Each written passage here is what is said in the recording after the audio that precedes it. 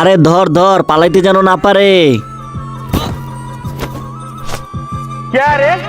কিরে, তুই আমার গার্লফ্রেন্ডকে ডিস্টার্ব করবি?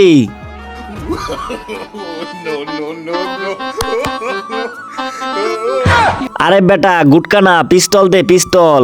আরে বস, এদিকে আসেন। কি হয়েছে? এই দেখেন, এত বড় ডিম, তুই পারছস নাকি? না বস, এটা এখানে পড়েছিল। কি পড়েছিল?